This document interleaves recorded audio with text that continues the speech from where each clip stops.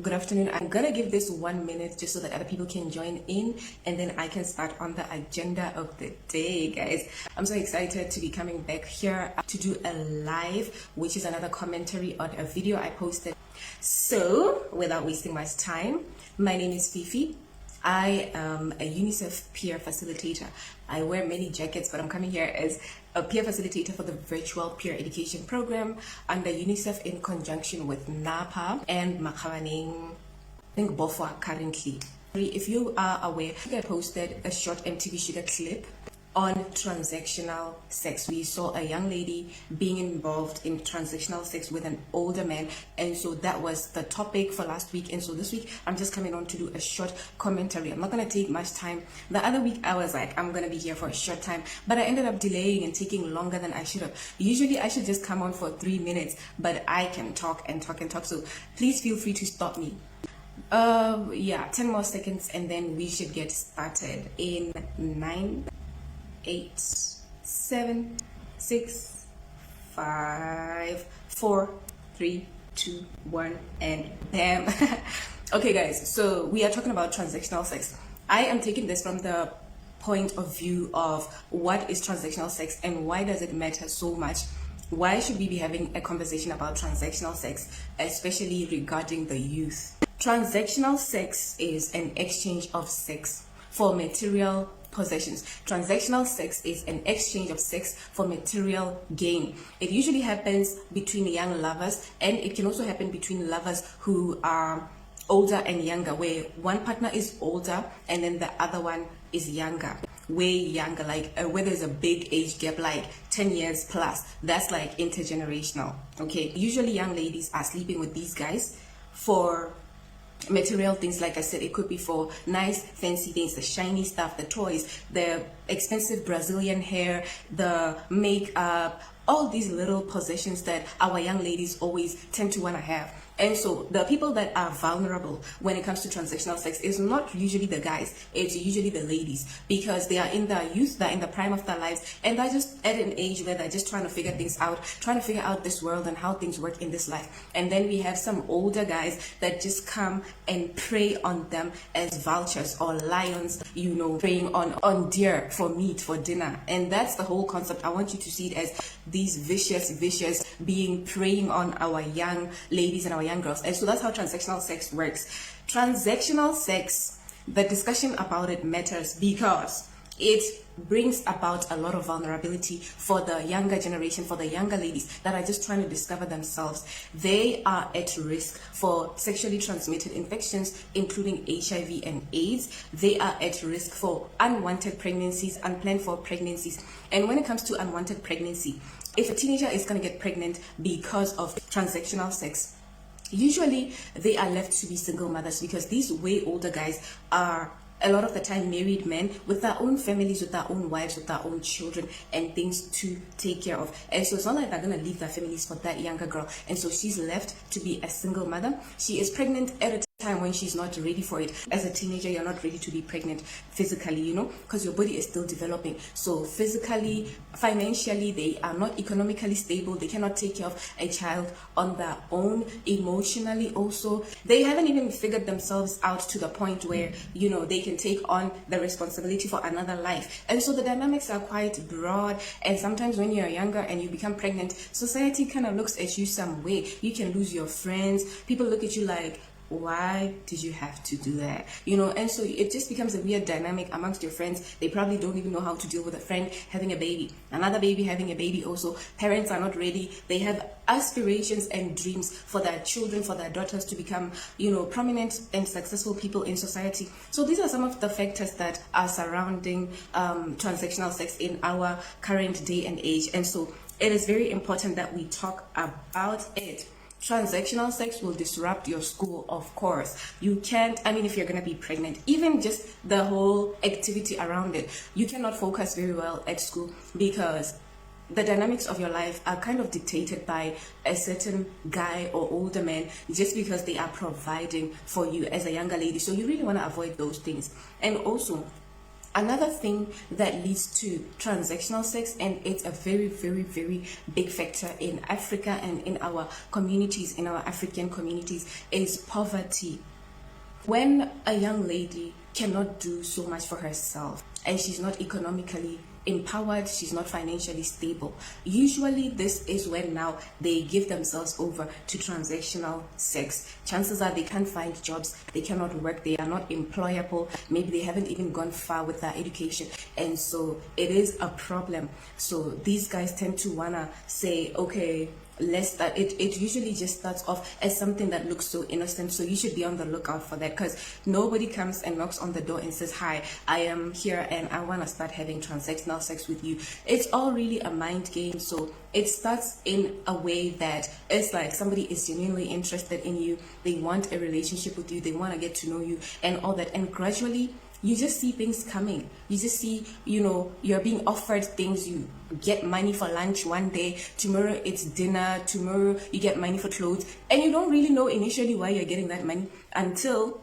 one of these days somebody starts making demands and says, hey, I need this, I now need sex, I'm a man, I'm a guy, I can't do that. And if you're not ready, you'll be told things like, well, you've been taking my things, I've been giving you all these things, I've been providing, what did you think it's for? And now you are stuck and you don't have the power to say no to that, demand, because you have really been accepting the things that have been handed over to you, and now it's time to give back and pay back for that. So be very careful, young ladies and my sisters out there in general, because it's not only about young people, just that the younger people are more vulnerable to transactional sex because they don't really know what's going on, so just be careful if you're a teenager or a young lady with things that get handed out to you, handouts from the opposite sex, from a guy, from a man. Be very, very, very careful with that. It's okay to ask, why are you giving me this thing? It's okay to ask and say, no, what did I do to deserve this? You don't have to be buying me a phone, you don't have to be getting me expensive weaves and wigs, you don't have to be paying for things for me or getting things done for me. Why are you doing this? Why are you doing this? Let's get it clear from the beginning, from the get-go. Do you think I can't work for myself? Do you think my parents can do this? So be very careful, because nowadays it's also getting common, even outside this, the perimeters of poverty situations. It can happen where young ladies are from well-to-do families, but they just find themselves in this trap and vicious cycle that they don't even know how to get out. And if you fall into the category that I'm describing, if you have been vulnerable to transactional sex, and if you're probably still at it, but you want to come out, you're tired and you don't know what to do about it, seek help. There's places where you can go to get help. Look for counseling and let a professional person advise you on how you can stop this thing, because on your own it's going to be very difficult, and usually you can't talk to your parents about it. You can't tell your mom and dad that I thought I met a person and they seemed cool, they started getting me things, and now they're making all these demands and I don't even know how to refuse, you see. So it's just a problem, and this is how wicked the world is, and that's a reality. But if you're in this situation and you can't talk to anybody about it, please look for professional advice. Get to an NGO around you, just go somewhere, a social worker, and get the relevant advice. Sometimes even the police. Just be like, I'm in this situation, I don't know how to get out, I keep having to succumb to this kind of sex that I don't really want to get into, and I didn't know that this is where it was going. So yeah, that's the thing with transactional sex. It causes a lot of vulnerabilities for our young ladies out there. And so one of the problems when it comes to transactional sex is it is also caused by the phenomenon of gender inequality and economic inequality. When it comes to gender inequality, we have this social structure where men are the providers, men are thought to be the providers, men are looked at as people that bring the meat home, they bring the food home, they go out there to work, whereas ladies are lower than men in society in general. It's very common in Africa.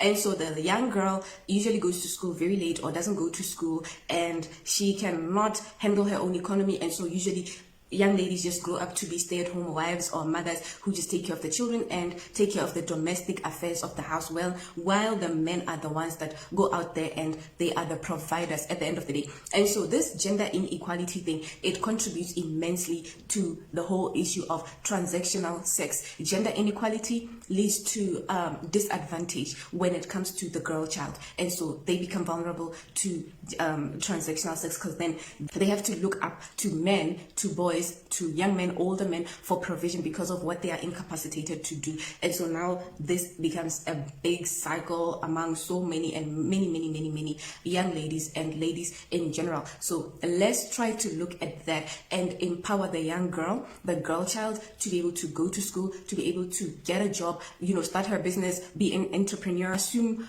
any position or role as far as career and being able to work is concerned that a man or a boy counterpart can assume. It's very important to empower the girl child so that they are not lesser than or lower than the boy child, and ultimately leading to vulnerabilities such as transactional sex. So it's very important. And then the other thing also, it's also an issue of economic inequality, but it's very related to the issue of gender inequality. Economic inequality will come because the ladies, because they don't have the advantage to go to school, to work, to get money, to do business, to get entrepreneurship. And so it goes back there to the issue of transactional sex, because what can I do? I just need a man to provide for me, but this is not supposed to be the case. And nowadays life is quite demanding financially. I mean, the cost of living are high compared to way back in the day. So I think women, it's high time women think of how they can also be economically active, economically stable, financially stable, and have sources, multiple sources even of income, so that they can also help their partners, they can help their husbands, they can help their male counterparts in the house. I think it's very important for people that are women to look into those things, because life is expensive, and if you're just depending on the opposite sex, on a man to do everything for you, it can also become burdensome on him. And if he just views you as a couch potato that wants to do nothing but get everything as a handout from them, it can be burdensome. Somebody can love you, but the reality is that the dynamics of life are changing. So it's kind of different. A woman also, it's ideal for you to be able to think and come up with ideas for how money can come into the house. It's ideal for a woman to do her business, do a side hustle. Your man can have so much money, but there is something dignified about a woman having her own money. There's something that is very respectable. Even as a woman, you get this sense of fulfillment that, wow, I'm working. At the end of the month, I get my money, which I have deserved, which I have earned and worked for. I am making money on the merit of my hard work, not because I had to sleep with somebody. So there's a sense of pride. And when you walk out there, you have dignity. I did this and I deserve this. Okay, so I do encourage women to get empowered, to empower themselves. If you feel like you have not had the opportunity to get an education, maybe you were disadvantaged coming from a poor background, humble beginnings and all that, you can do a course. Nowadays, you can do some short courses online. There's free courses online. You can just register. You can talk to me if you need to know what kind of courses or what kind of websites to go to, and I'll help you look into that. But you can do a course online nowadays, and you can upgrade business skills, counseling. You can learn to be a counselor. You can do some things. You can even do business online nowadays. You can consult. There's so much that you can do online. So let's not be lazy. There is a solution if you have not been so empowered as a woman. You can write short books, little booklets. If you know how to cook so well, you can, write a recipe book, sell it online, put it on Amazon Kindle and things like that. So there's so many ways to make money nowadays. And it's not really about making a whole lot of money, like millions overnight, but just having that sustainable income to say, I'm also doing something. I'm doing something for myself. I'm doing something for my children. I'm doing something. I'm contributing to the economy of our family. Wow, and it gives your husband, your partner, something to be proud of, to say, we did this together with my wife, with my partner, and that is so cool. I promise you. And so I think that this is why the issue around, transactional sex is very, very important. So those are the dynamics that I'm aware of when it comes to transactional sex. And so that's what it is. Remember that anything that is transactional means that there is an exchange of one thing for another, an exchange for money with something else, an exchange for a material with another material. But in the particular case of transactional sex, it's an exchange of sex for material possessions. You see, so let us be aware, let us be alert, let us know how to stand up for ourselves so that we avoid being vulnerable to issues like transactional sex and to all these predators that are looking around to devour our young girls. It's so real. The struggle is so real. Imagine you're a mother and you stay with your young teenager and you don't know that she's going through transactional sex type of relationship and you don't know what has been said to her to lure her. It's not that somebody that finds themselves entrapped in this thing is a bad person. You're not a bad person. You are not weak or evil. It's just there is some kind of manipulation that is used to get you to succumb and do what this other person wants on the other hand. So let's be careful with that. And yeah, I think that's it. I have spoken so much again. I was supposed to take 3 minutes, but unfortunately I think I was born for speaking, guys. I'm so sorry. It's now been 20 minutes and I'm done. I am done. Let me know what you think in the comment section below. Reach out to me and tell me if this was useful. Share it with a friend and tell a friend to tell a friend to tell a friend. We gotta talk about this thing and somebody will find help. You may not know it, but it's gonna help somebody. So thank you so much for watching. Thank you guys for being on here. I am signing out. I'm Fifi and I'll see you guys soon. Bye.